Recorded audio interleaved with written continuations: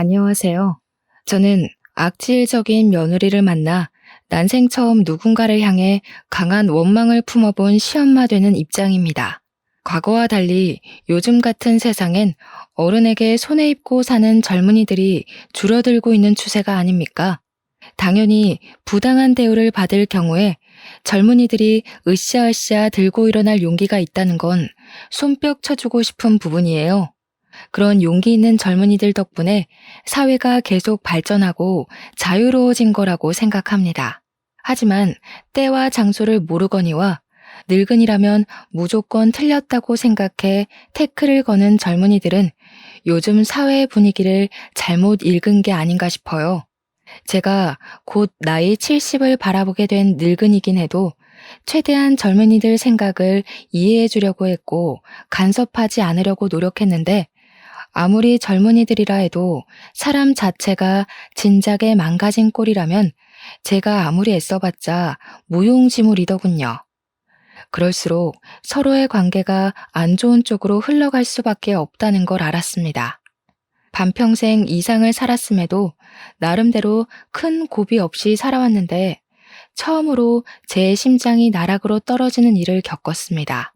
그게 우리 아들 며느리 때문이라는 것이 무엇보다 가슴이 아프네요. 우리 며느리 얘기 한번 들어보고 가주시겠어요? 저와 남편한테는 정말 작고 소중한 아들이 하나 있습니다. 저는 현 남편과 재혼을 한 사이인데요. 제가 전 남편과 이혼을 한 이유는 난임 때문이었습니다. 그 시절에는 애 하나 제대로 낳지 못하면 소박 맞고 이혼당하는 게 흔한 시절이었어요. 그런 시대에서 저는 결혼 2년 차에 불임에 가까운 난임이라는 진단을 받고 말았고, 시모의 구박과 남편의 방관을 못 이겨 1년 만에 시댁을 스스로 나오고 말았습니다. 사실은 쫓겨난 거나 마찬가지죠. 원치 않는 합의 이혼으로 이혼녀가 되어버렸으니까요. 그래도 제가 나름 성실하게 살았던 덕분인지 늦게나마 좋은 인연을 만나게 되었는데요. 다행히 착한 남편을 얻는 덕에 제 인생엔 결코 없을 줄 알았던 소중한 아기를 낳을 수 있었습니다. 제가 난임은 맞지만 시술을 통해 극적으로 얻게 된 아이라서 제겐 우리 아들이 처음이자 마지막인 자식이었고 흔쾌히 제 목숨을 내걸 수 있을 만큼 무척 소중한 존재입니다. 보통 그렇게 귀하게 얻은 자식이라면 과잉보호 방식으로 육아를 했겠다고 말씀들 하지만 저는 오히려 반대였어요. 둘도 없는 소중한 아이이기 때문에 우리 아들을 제 품에 가둬두기보단 원하는 대로 누리며 살도록 만들어주는 게 목표였습니다. 한편으론 당연히 부모로서 자식이 뭐라든 걱정되었죠. 저도 다른 부모들처럼 내 아이가 최고고 내 아이가 제일 잘나고 똑똑하다는 생각을 했고 계속 신경 써주고도 싶었고 학원을 2개, 3개 보내주고도 싶었어요. 하지만 오로지 우리 아들만 생각해서 그런 집착스러운 마음은 묻어두려고 노력했을 뿐입니다. 그건 남편 생각도 마찬가지였어요. 저와 남편은 어렵게 살아온 형편은 아니었습니다. 남편은 당시 이미 30대의 나이에 경양식 돈가스 집을 운영하고 있었어요. 번화가에 위치해 있었는데 돈가스도 팔고 파스타도 팔고 각종 브런치를 팔아서 나름 장사도 잘 되던 가게였습니다. 그러니까 저는 그때 남편의 돈가스 집에 아르바이트생으로 갔다가 처음 만나게 된 사이였어요. 당시 제가 돈가스 가게에 지원했을 때 나이가 28살이었습니다. 첫 번째 결혼을 25살에 했는데 3년간 난임으로 시댁에 시달리다가 이혼하고 나와서 먹고 살기 위해 도전한 일이 바로 돈가스집 알바였던 거예요. 그 돈가스 가게를 사전조사해 봤을 땐 아르바이트생 대부분이 20대 초반 대학생들로 많이 이루어져 있더라고요. 그래서 지원서를 넣었다지만 솔직히 연락도 안 오고 바로 탈락될 줄 알았습니다. 그런데 남편이 제게 흔쾌히 면접의 기회를 주었고 경력 없는 제게 일할 기회까지 준 거였어요. 남편은 정말 좋은 사장님이었습니다. 일한 지 한 1년 지났을 때는 제가 한번 남편한테 아무런 경력 없는 나를 왜 뽑아줬냐고 물어본 적이 있었습니다. 그랬더니 남편 하는 말이 가게 차리기 전 과거에 힘들었던 자신을 보는 것 같아서 저한테 동질감을 느꼈다고 하더라고요. 불쌍해서가 아니라 힘이 되어주고 싶었다고 했습니다. 자기도 남들보다 늦은 나이까지 가난에 허덕여서 제대로 뭘 하지도 못하던 사람이었는데 그때 자신에게 손길을 내밀어준 사람들을 잊지 못하고 계속 챙길 정도로 큰 힘이 되었다고 하더군요. 도움을 받아봤기 때문에 작은 도움이라도 뭐든 힘이 된다는 걸 알아서 자신도 누군가에게 그렇게 베푸는 사람이 되고 싶었다고 했습니다. 그런 남편의 마음이 정말 따뜻하게 와닿았어요. 이혼녀가 된 이후로 저는 제가 정말 별 볼 일 없는 존재라고 생각했거든요. 남편이 보여준 마음 덕분에 저도 모르게 감정이 많이 흔들렸는데 어느새 남편을 더 알아가고 싶고 계속 같이 있고 싶다는 생각이 들더군요. 정말 감사하게도 남편이 먼저 제게 호감을 표현해주는 덕분에 저희는 진지한 만남을 가질 수 있게 되었고 그 인연이 오래되어 제가 31살이 되었을 때 남편과 결혼을 하게 되었습니다. 저는 결혼 전에 남편에게도 난임 사실을 솔직하게 고백했어요. 남편은 그런 것 상관없다고 나만 보고 결혼한 거라서 아이에 대한 스트레스는 받지 말라고 하더라고요. 저의 난임 사정을 이해해준 남편에게 고마워서 저는 적극적으로 시험관을 알아봤습니다. 남편이 저를 좋아해서 그렇게 양보를 해준 거지. 사실은 아이를 원치 않는 게 아니라는 걸 눈치껏 알았기 때문에 저도 남편한테 노력하는 아내가 되고 싶었어요. 그 마음을 하늘이 알아준 건지 열심히 바라고 또 바란 노력 끝에 임신에 성공을 하게 되었습니다. 얼마나 기뻤는지 몰라요. 기뻐서 흘리는 눈물을 그 당시 처음이자 마지막으로 느껴보았습니다. 남편도 정말 많이 좋아해 주었어요. 제게 고생했다고 앞으로는 자기가 뭐든 간에 다 해주겠다며 또 고마운 마음을 표현해 주는데 그 순간 제 주위에만 꽃이 흩날리는 것 같았습니다. 요즘이야 관리만 잘하면 40대에도 아이를 낳을 수 있잖아요. 그런데 그 시절엔 제 나이 30이면 많이 늦은 노산이었어요. 그럼에도 불구하고 저는 33살에 문제없이 아들을 낳는데 성공을 하였습니다. 아들의 존재는 저와 남편의 관계를 더욱 돈독하게 만들었습니다. 저와 남편은 같이 돈가스 가게를 장사하면서 손발 맞춰 아들을 정말 열심히 키웠어요. 아들이 하고 싶다는 거 웬만하면 다 해주며 키웠는데도 신기하게 아들은 오냐오냐 크지 않았습니다. 오히려 초등학교 때부터 반장을 쭉 해오더니 고등학교 때는 전교 회장까지 하는 저희는 아들 보는 것만으로도 이미 효도받고 있는 셈이라서 아들한테 별다르게 원하는 것이 없었거든요. 그런데 제 아들 입장은 저희와 또 달랐나 봅니다. 저희는 생각지도 못했던 기특한 점이 하나 있었는데요. 아들이 어느 날 그런 말을 하더라고요. 자기는 경영 공부를 해서 남편 가게를 프랜차이즈화 시키는 게 목표라고 말입니다. 그 말이 괜히 한 소리가 아니라는 걸 아들은 차차 증명해 보였어요. 학원 필요 없다고 해서 보내지도 않았는데 대단하게도 혼자 힘으로 명문대에 합격했고 대학 가서 열심히 공부하면서 이것저것 혼자 뭘 알아보더니 장학금까지 모으고 있었더라고요. 아들이 말해주기 전까진 저희는 정말 몰랐습니다. 그리고 아들은 대학교 졸업하자마자 대기업에 바로 입사했고 월급으로 5년 동안 알뜰살뜰 돈을 모아 작은 건물을 매매해 돈가스집 2호점을 차렸습니다. 준비되자마자 대기업은 바로 퇴사를 했죠.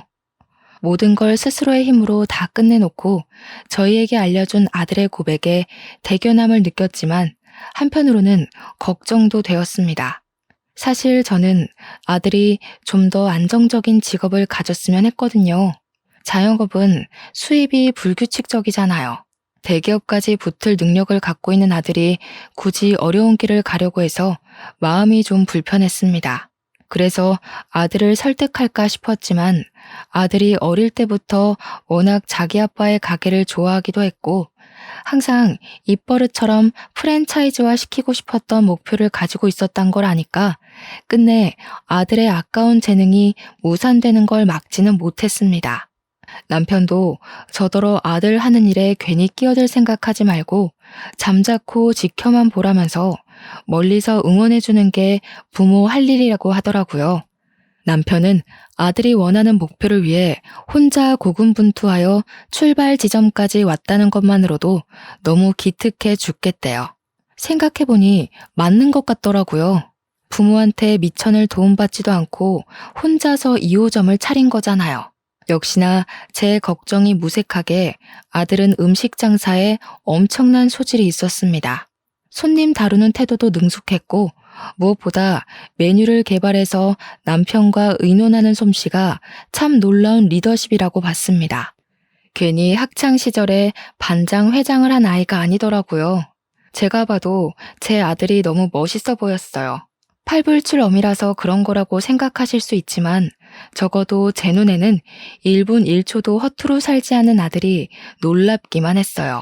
아들은 일주일에 수십 가지 메뉴를 연구했는데 저희더러 시식해보라고 여러 번 찾아왔었거든요. 신기하게 저희처럼 나이 든 사람 입에도 전혀 부담 없이 맛있더라고요. 요리에 센스도 있고 요식업에 성공하고자 열정이 가득 찬 아들을 보니 남편 말이 맞는다는 걸 깨달았습니다. 우리 아들은 원래부터 알아서 잘하는 사람인데 제가 또 괜히 걱정을 했던 거죠. 저는 그 뒤로 남편처럼 멀리서만 아들을 지켜보며 응원했습니다. 그렇게 새로운 신메뉴부터 인기 메뉴까지 선보이다 보니까 1호점보다 홀 크기가 훨씬 작은 2호점 매출이 더 많이 나오는 지경에 이르렀어요. 아들이 오로지 혼자 이뤄낸 성과물이라서 얼마나 자랑스러운지 모릅니다. 아들은 신메뉴의 보장을 확실히 본 뒤에 1호점에도 출시를 시켰고 1호점, 2호점 모두 매출 폭등의 기적을 일으켰습니다. 정말 대견하지 않습니까? 덕분에 남편은 그동안 찍어보지 못했던 매출까지 찍으면서 직원을 2명 더 구해야 하는 상황까지 왔어요. 저는 손님들에게 제 아들이 성공해서 부모 호강시켜준다고 엄청 자랑도 많이 했습니다. 우리 멋진 아들, 도무지 팔불출처럼 자랑하지 않고서는 못 배기겠더라고요. 아들이 이렇게만 지내주다가 좋은 사람한테 장가간다면 더없이 행복할 거라 생각했는데 아들이 장가를 가자마자 저는 제 인생 처음으로 낭떠러지 앞에 우뚝 서게 됩니다.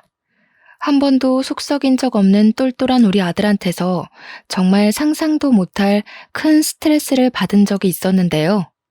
정확히는 아들이 아니라 아들이 달고 온 혹 때문에 제가 뒤로 넘어갈 뻔한 일을 겪게 되었죠. 30대가 된 아들이 결혼할 여자라고 데려온 며느리는 당연히 첫 대면에선 문제가 없었습니다. 어머님 하면서 우리 아들처럼 사교성도 좋았고 젊은 사람같이 싱그럽게 애교도 곧잘 부렸어요. 딸 없는 서름을 그때 처음 느꼈을 정도로 며느리는 예쁜 짓을 많이 했습니다. 무엇보다 제가 며느리를 마음에 들어했던 건 며느리가 동물병원 간호사였기 때문이었어요. 저와 남편은 결혼을 하면서 귀한 아들을 얻기 전에 새 식구를 둘이나 들인 적이 있는데요. 누가 남편 가게 앞 전봇대에다가 버리고 간 유기견들입니다. 당시 작고 하얀 개가 2마리 있었는데 병원에 데려가서 물어보니 둘 다 3개월 정도 된 아이라고 하더군요. 저희 부부가 손수 건강검진까지 시켜줬는데 다행히 저희가 빨리 발견해주는 덕에 건강에는 문제가 없었습니다.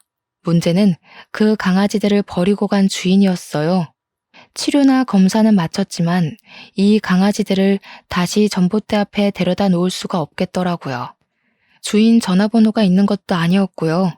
제가 차마 강아지들을 떠나지 못하고 있으니 고맙게도 남편이 먼저 저한테 키워보자고 제안을 먼저 해주었어요.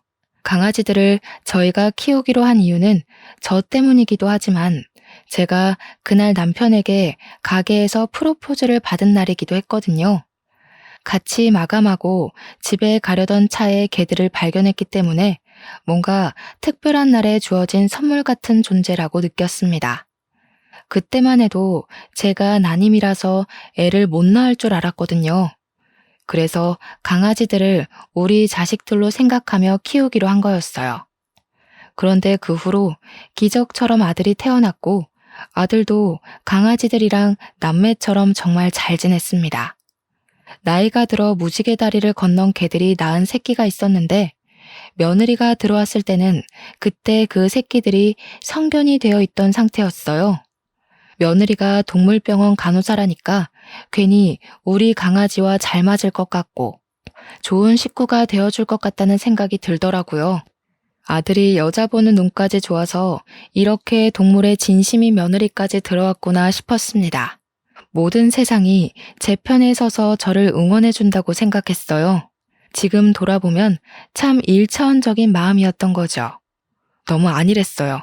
아들이 결혼하고 신혼여행 다녀온 뒤 아들과 며느리가 저희 집에서 하룻밤 자게 되었는데요. 모두가 각자 잠자리에 든 새벽, 거실 밖에서 개들이 자꾸 짖는 소리가 들리는 겁니다. 남편은 골아떨어져서 몰랐는데 저는 원래 잠기가 예민해서 방음 잘 되는 방이라도 애들 소리를 잘 듣곤 했습니다. 평소 불 다 꺼진 새벽에는 개들이 짖지 않는데 무슨 일인가 싶어 슬쩍 나가봤거든요. 그런데 의외로 며느리 목소리가 같이 들리더라고요. 이 개놈 자식들이 가만 안 있어? 침 흘리는 것 좀 봐. 더럽게 어딜 가까이 오려고. 주워온 개들이 낳은 새끼들이래. 접종이나 제대로 했는지 모르겠다. 아이씨, 저리 안 가? 며느리는 우리 개들을 발로 죽 밀어내며 누군가랑 통화하고 있었습니다.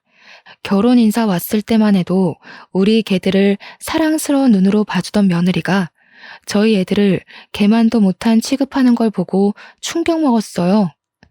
제가 용화시켜 사연을 쓴 거지 실제 며느리 행실은 감히 누구한테 일러주기 무서울 정도로 과격했습니다.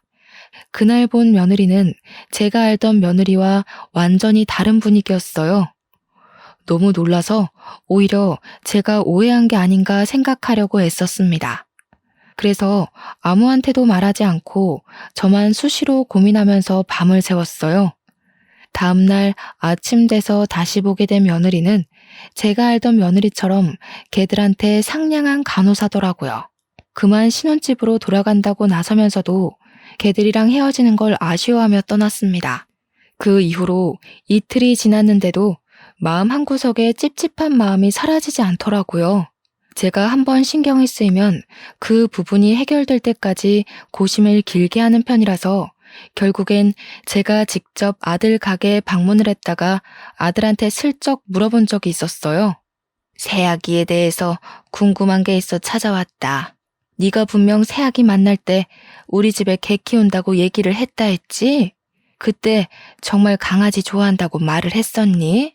당연하지. 개 싫어하는 사람이 동물병원 간호사를 했겠어?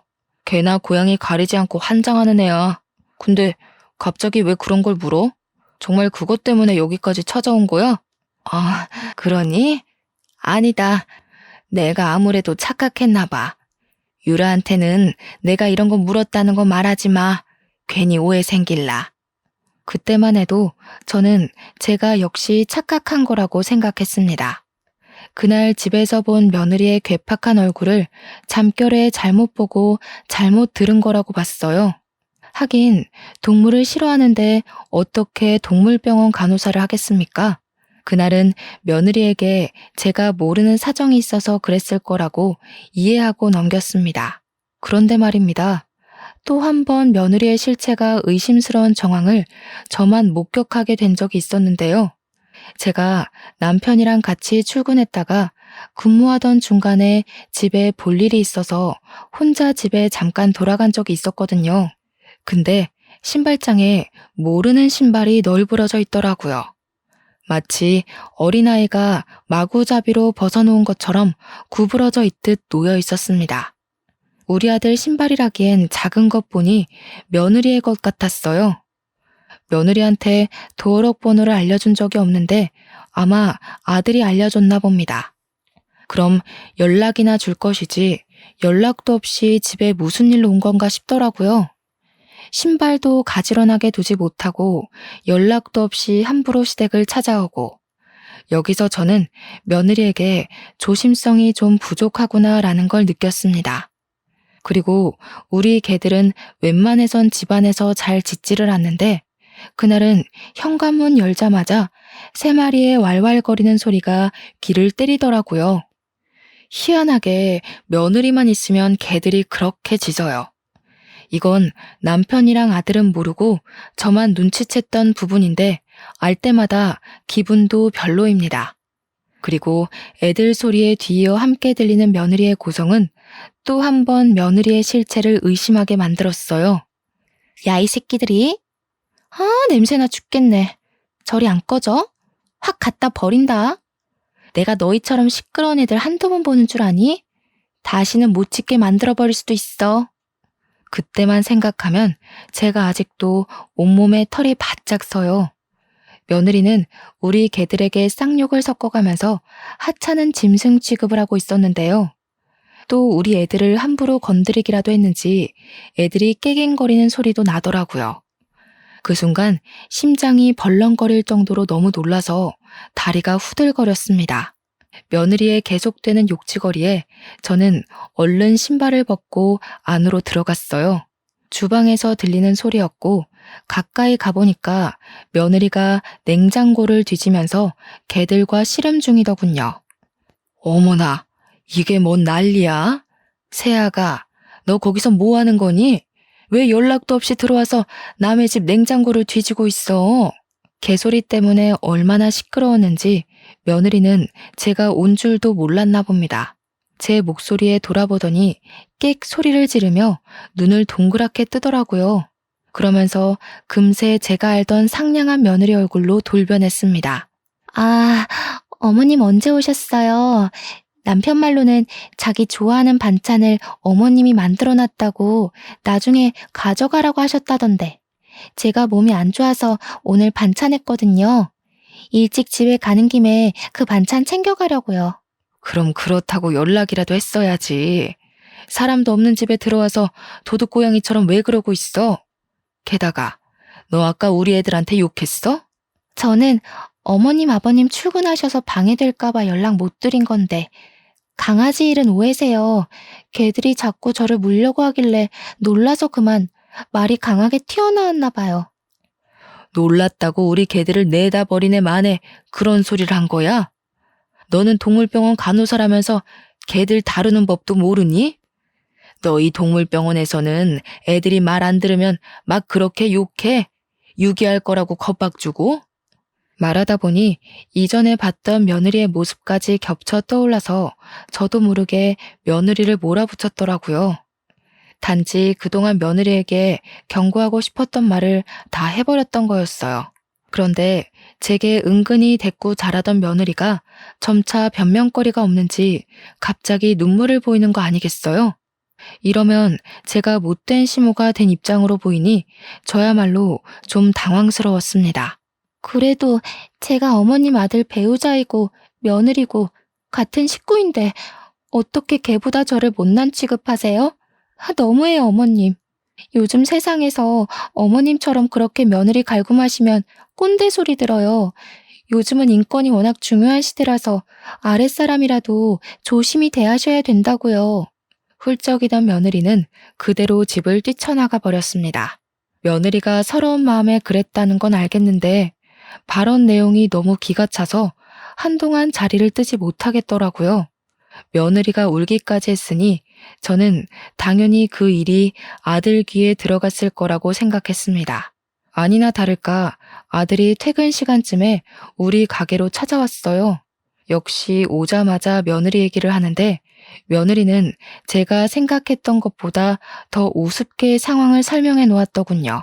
엄마, 낮에 와이프랑 문제 있었다면서. 와이프 말로는 엄마가 마음대로 집에 들어온 거랑 걔들 때문에 섭섭하게 했다던데. 내 탓이야. 내가 대신 반찬 가져와 달라고 비밀번호 알려줬어. 그리고 걔 문제는 엄마가 오해가 좀 있었던 것 같아. 그 사람 엄마가 생각하는 그런 의도 아니었대. 나는 이제 도통 모르겠구나. 우리 개를 내다 버리네 만회하는 소리가 어떻게 들으면 오해일 수 있는 건지 이해가 안 돼. 간호사라면서 어쩜 그리 말을 함부로 한다니?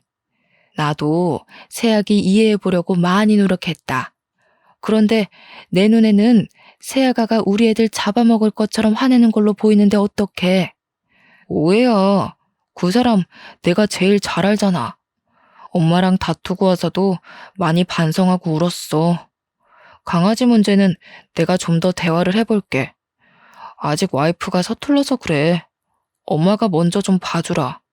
앞으로 며느리한테 하고 싶은 말 있으면 그냥 자기한테 해달라는 아들의 부탁은 저를 더 갑갑하게 만들었습니다.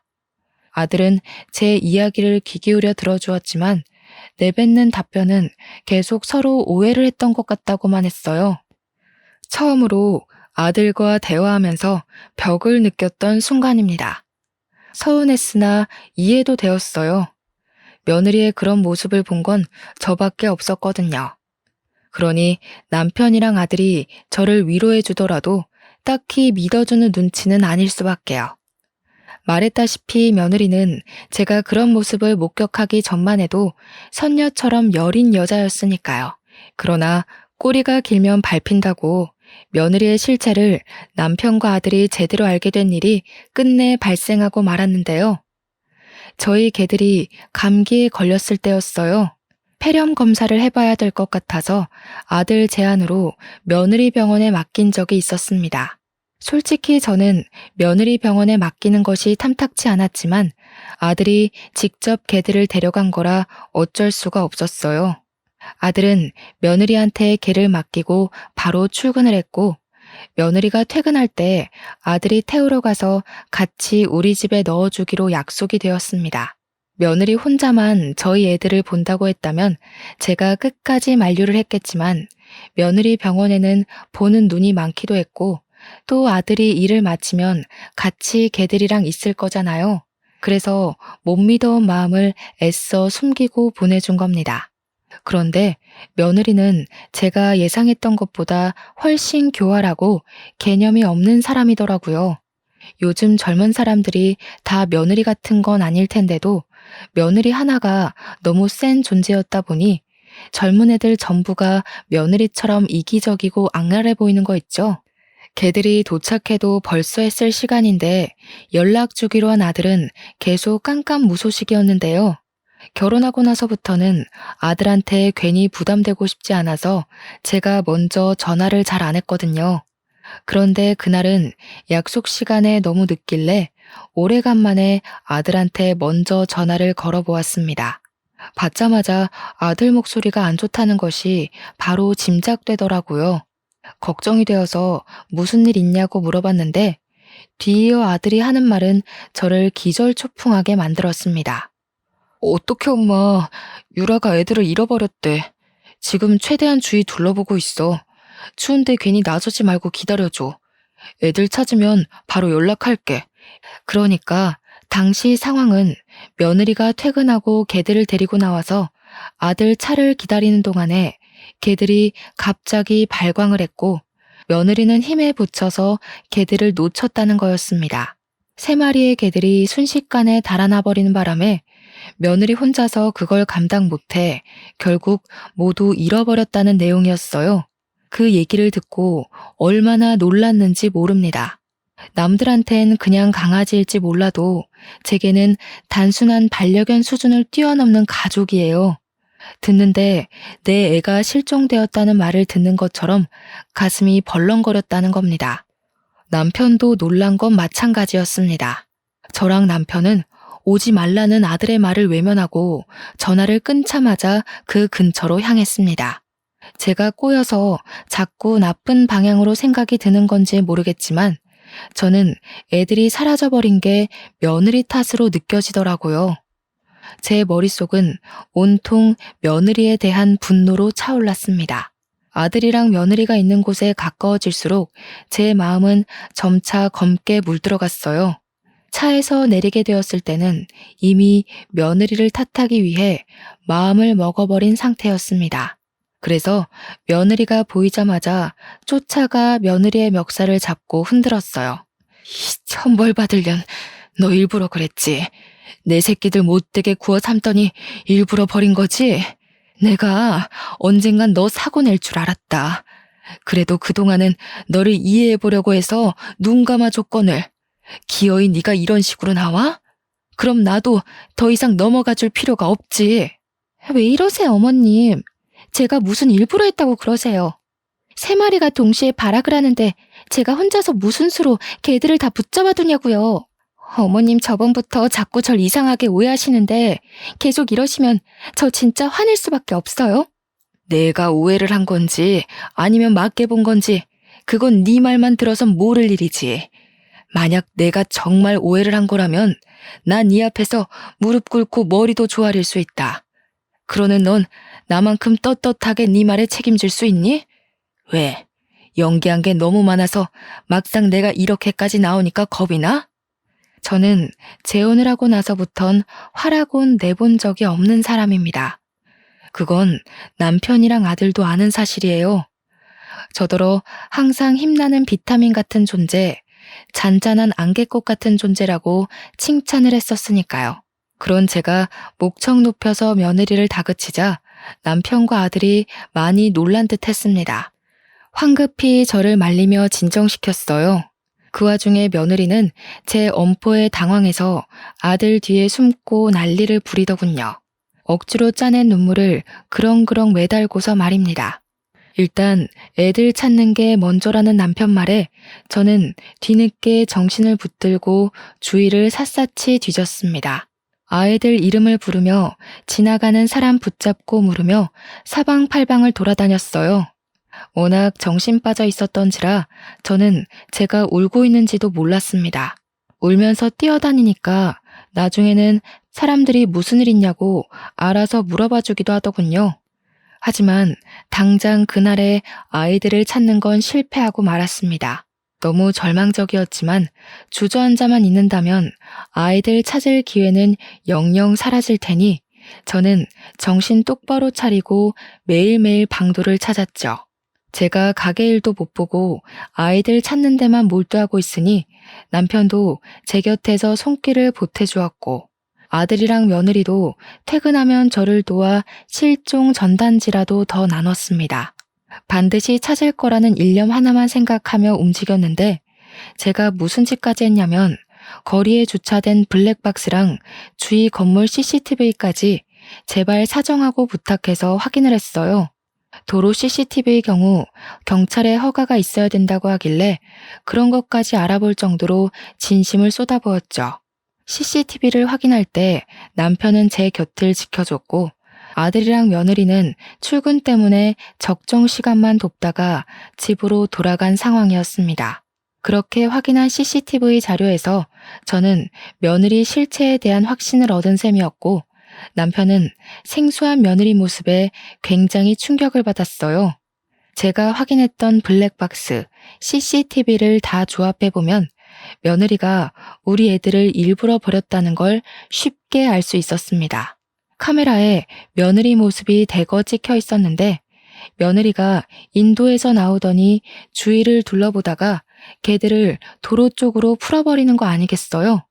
그렇게 며느리에게서 해방된 개들은 도로를 막 뛰다가 차편의 위협을 받기도 했고 중구난방으로 방향까지 못 잡다가 건너편으로 사라져 버렸습니다.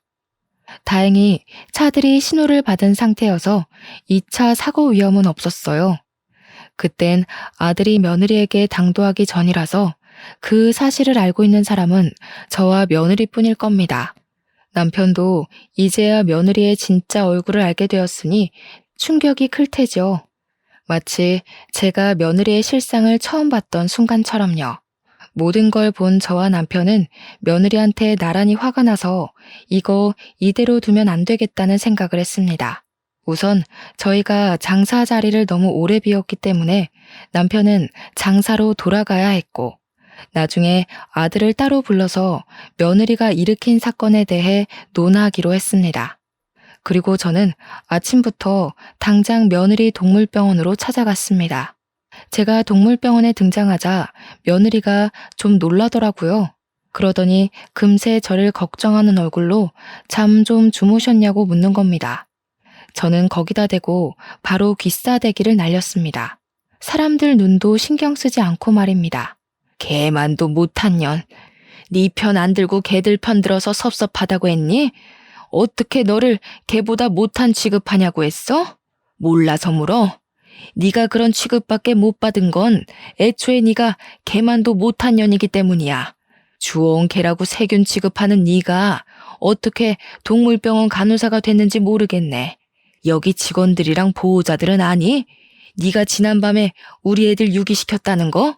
당시 시간이 아침이었던지라 방문자가 많았고 직원들도 다들 모여있던 차였는데 제 말을 듣고 모두가 놀라서 며느리에게 시선을 던졌어요.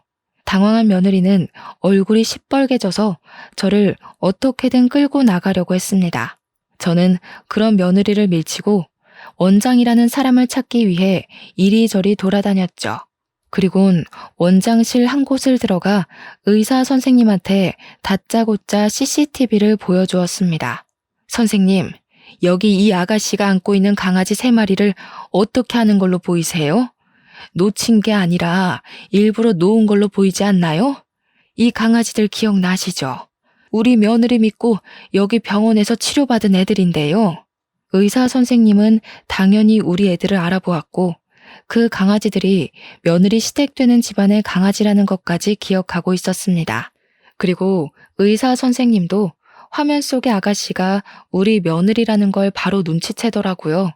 어째서 아이들을 유기한 거냐고 저한테 묻길래 저는 제가 알고 있는 며느리의 실체를 낱낱이 밝히며 증거 영상까지 모두 보여주었어요. 그러면서 이렇게 몰상식한 인간을 직원으로 쓰지 말고 당장 해고하라고 했습니다.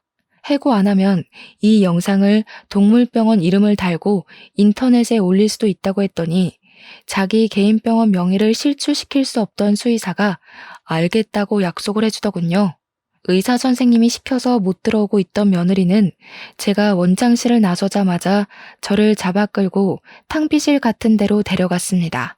주위에서 말리려고 했는데 며느리가 악을 지르는 바람에 다들 식겁해서 어쩌지 못했죠. 며느리가 드디어 본 얼굴을 숨기지 않기로 작정했는지 제가 시어머니라는 것도 잊고서 호통을 쳤습니다. 남의 직장까지 와서 대체 무슨 행패예요? 그래요. 내가 그 녀석들 좀 풀어줬어요. 걔들 때문에 남편이 나랑 아이 가질 생각을 안 하잖아요.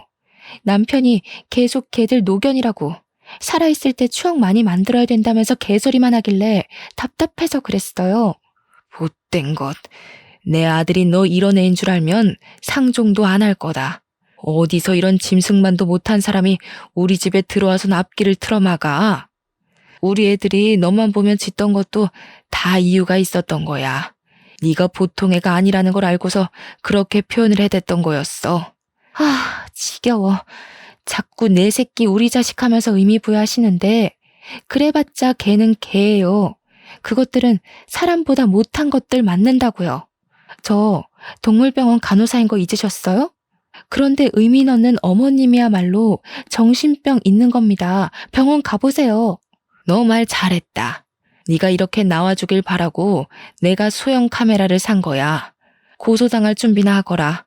세상 무서운 줄 모르고 어디서 그런 상식 없는 행동을 해? 네가 저지른 행실 내가 아주 단단히 떠벌려 줄 테니까 각오해라. 제가 가방을 단단히 챙겨 들고 탕비실을 나가는데 며느리가 당황해 있다가 뒤늦게 어머님 소리를 지르며 튀어나왔습니다. 그리고는 주위 사람 시선은 안중에 없는지 제 가방만 잡고 늘어지더군요. 제가 무게의 중심이 휘청거려 고꾸라지자 지켜보던 직원들이랑 보호자들이 다 같이 나서서 도와주었습니다. 의사 선생님 2명까지 나와서는 저를 부축해주면서 며느리를 향해 무슨 짓이냐고 혼쭐을 내었어요. 남들이 뭐라고 하든가 말든가 며느리는 미친 듯이 제 가방만 뒤지면서 내용물을 다 쏟아냈고 수영 카메라 어딨냐고 소리치기만 했습니다.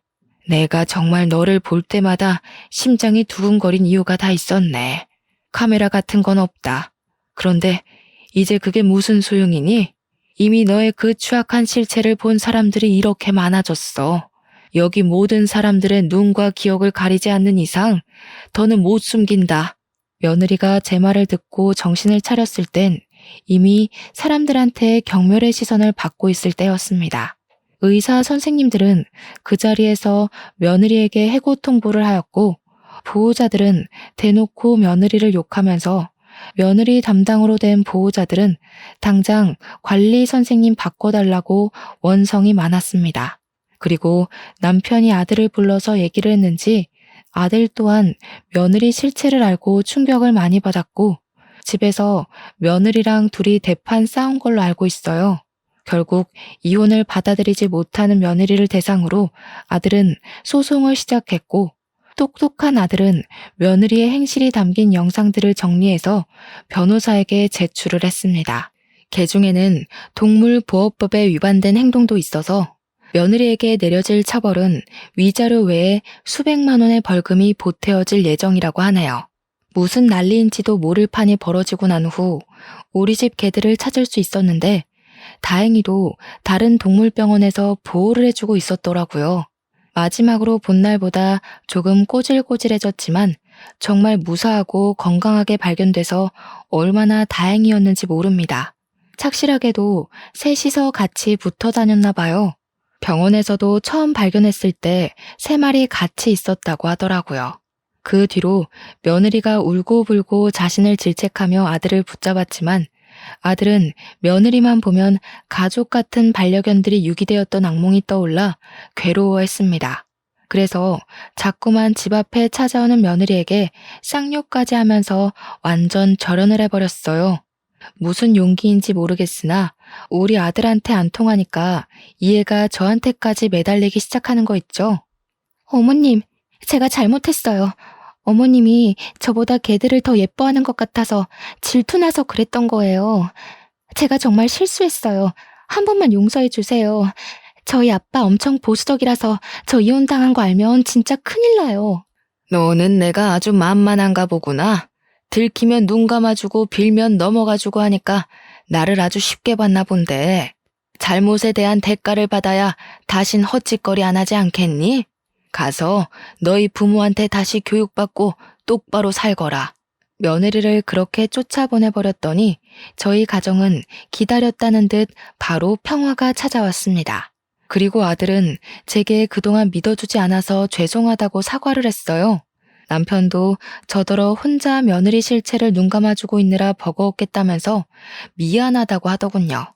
저는 애초부터 아들과 남편을 원망하진 않았습니다. 제 말을 못 믿어줄 때 약간 서운한 건 있었지만 둘의 반응을 제가 이해 못하는 것도 아니었으니까요. 며느리가 정상적이기만 했어도 저는 아들네 부부에 터치하는 일은 없었을 겁니다. 하지만 파렴치한 며느리라면 제가 어찌 무시만 하고 있을 수 있겠나요?